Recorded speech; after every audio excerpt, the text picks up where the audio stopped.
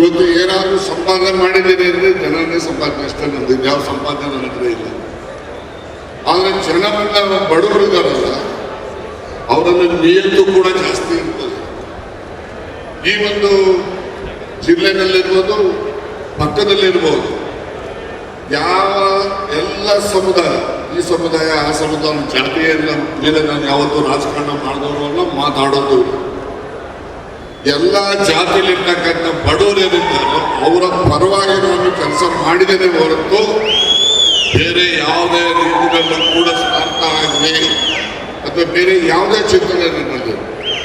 ಆ ಎಲ್ಲ ಬಡವರ ಪರವಾಗಿ ನಾನು ಇಲ್ಲಿನವರೆಗೆ ನನ್ನ 50 ವರ್ಷದ ಹೋರಾಟದ ಜೀವನದಲ್ಲಿ ಏನು ಮಾಡ್ಕೊಂಡು ಬಂದಿದ್ದೇನೆ ಅದನ್ನೇ ನನ್ನ ಒಂದು ನಿಮ್ಮೆಲ್ಲರ ಆಶೀರ್ವಾದ ಇರಲಿಕ್ಕೆ ಸಾಧ್ಯ.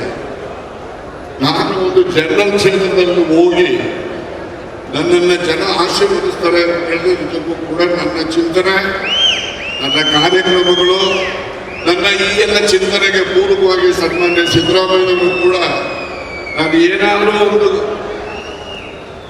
ವಿಷಯದಲ್ಲಿ ಅವರ ಮುಂದೆ ಬಡವರ ಪರವಾಗಿ ಆಗ್ತಕ್ಕಂಥದ್ದಕ್ಕೆ ಅವರ ಗಮನಕ್ಕೆ ತಂದಾಗ ನಿಜಕ್ಕೂ ಕೂಡ ಅವರು ಸ್ಪಂದಿಸಿ ಕೆಲಸ ಮಾಡಿ ನಮ್ಮೆಲ್ಲರಿಗೂ ಕೂಡ ಗೌರವ ತಂದುಕೊಟ್ಟಿದ್ದಾರೆ.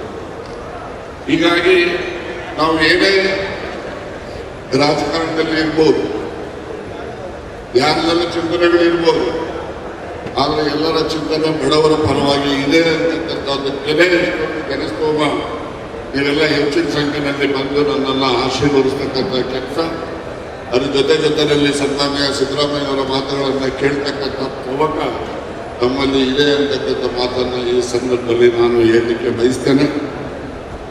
ನನ್ನ ಜೀವನ ಚರಿತ್ರೆ ಹೇಳಕ್ಕೆ ಹೋದ್ರೆ ನಮಗೆಲ್ಲ ಆಶ್ಚರ್ಯ. ನಾನು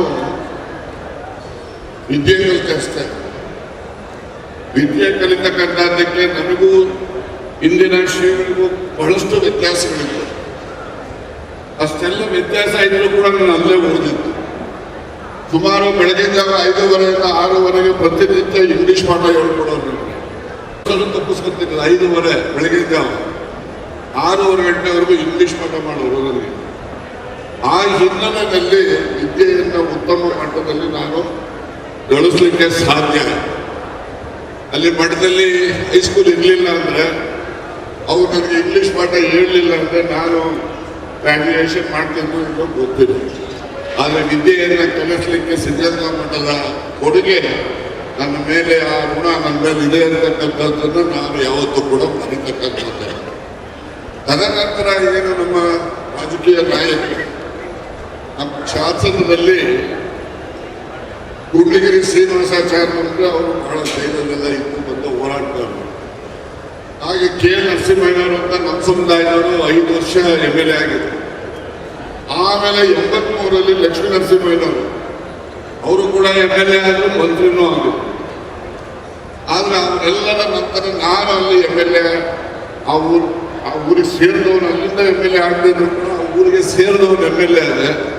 ಸನ್ಮಾನ್ಯ ಸಿದ್ದರಾಮಯ್ಯನವರು ಮಂತ್ರಿನೂ ಕೂಡ ಮಾಡಿ ಆಶೀರ್ವಾದ ಮಾಡಿದ್ರಿಂದ ನಮ್ಮೆಲ್ಲರ ಪ್ರೀತಿ ವಿಶ್ವಾಸವನ್ನು ಹೆಚ್ಚು ಬೆಳೆಸಲಿಕ್ಕೆ ಸಾಧ್ಯ ಆಯಿತು. ಮತ್ತೆ ನಮ್ಮನೆ ಸುದ್ದಿ ಅಂತ ಹೇಳಿದ್ರೆ ನಮ್ದು ಮಧ್ಯಮ ವರ್ಗದ ಕುಟುಂಬ. ನಾವೇನು ದೊಡ್ಡ ಸಾಹುಕಾರ ಅಲ್ಲ, ಬಡವರು ಅಲ್ಲ. ನಾನು ಸ್ವಯಂ ಬೇಸಾಯ ಮಾಡಿದ್ದೆ. ಪ್ರತಿಯೊಂದು ಬೇಸಾಯದ ಕಸುಬು ನನಗೆ ಗೊತ್ತು. ನನಗೇನು ಅದನ್ನ ಹೇಳ್ಕೊಡ್ಲಿಕ್ಕೆ ನನಗೆ ಮುಜುಗರ ಆಗೋದು. ನಮ್ಮ ತಾಯಿ ಹೆಬ್ಬೆಟ್ಟು, ನಮ್ಮ ತಂದೆನೂ ಹೆಬ್ಬೆಟ್ಟು, ಇಬ್ಬರು ಕೂಡ ವಿದ್ಯಾವಂತರಲ್ಲ.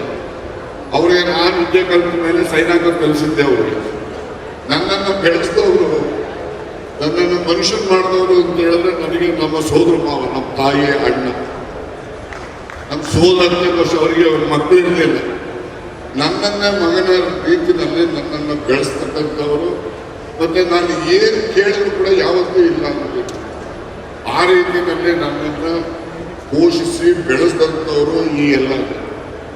ನನಗೆ ರಾಜಕೀಯದ ಆಸಕ್ತಿ ಹುಟ್ಟಲಿಕ್ಕೆ ಅದು ಒಂದು ಘಟನೆ ಏನು ನಡೀತು.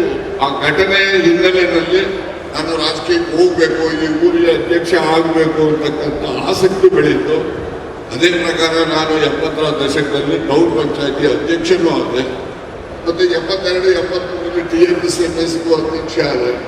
ಅವಾಗೆಲ್ಲ ವಾತಾವರಣ ಹೆಂಗಿತ್ತು, ತುಮಕೂರ ಮಡಿಕೊಂಡಿದ್ದವ್ರೆ ಗಂಗನ ಮೇಲೆ ಚೆನ್ನಾಗಿ ಗೊತ್ತು. ನಾವು ಅರ್ಜಿ ಹಾಕಿದ್ದೇವೆ, ಇನ್ನೊಬ್ಬ ಯಾವನು ಅರ್ಜಿ ಹಾಕೋ ಧೈರ್ಯನೇ ಮಾಡ್ತಿದ್ದೀವಿ. ಅರ್ಜಿ ಬಿದ್ದೋದ್ರೆ ಇನ್ನೊಬ್ಬ ಯಾವನು ಅರ್ಜಿ ಹಾಕ್ತಿದ್ದೀವಿ. ಈಗಿಲ್ಲ, ಈಗ ಯಾರನ್ನ ಬಂದು ನಮ್ಮ ಎದುರುಗಡೆ ಬೈಕೊಂಡವರು ಹೋಗಕ್ಕೆ ಕುತ್ಕೊಂಡು ಬಿಡ್ತೀವಿ. ಅವಾಗ ಯಾವನ್ನ ಮಾತಾಡೋರನ್ನು ನಮ್ಮ ಗಲಾಟೆ ಮಾಡಿದ್ವಿ. ಈಗೂ ಆಗೋ ವ್ಯತ್ಯಾಸ ಏನಪ್ಪ. ಸೊ ಹೀಗೆ ರಾಜಕಾರಣದಲ್ಲಿ ಕೆಲವು ಸಂಗತಿಗಳು, ಘಟನಾವಳಿಗಳು ಏನೆಲ್ಲ ಜರುಗುತ್ತವೆ, ಆ ಘಟನೆಗಳಿಂದ ನಾವು ಪಾಠವನ್ನ ಕಲಿತು ನಮ್ಮ ಜೀವನವನ್ನು ರೂಪಿಸ್ಕೊಳ್ತಕ್ಕಂಥದ್ದಕ್ಕೆ ನಾನು ಮಾದರಿ ಅಂತ ಹೇಳಿ ನಾನು ಈ ಸಂದರ್ಭದಲ್ಲಿ ಹೇಳ್ಕೊಳ್ಳಿಕ್ಕೆ ನನಗೆ ಹೆಚ್ಚು ಹೆಮ್ಮೆ.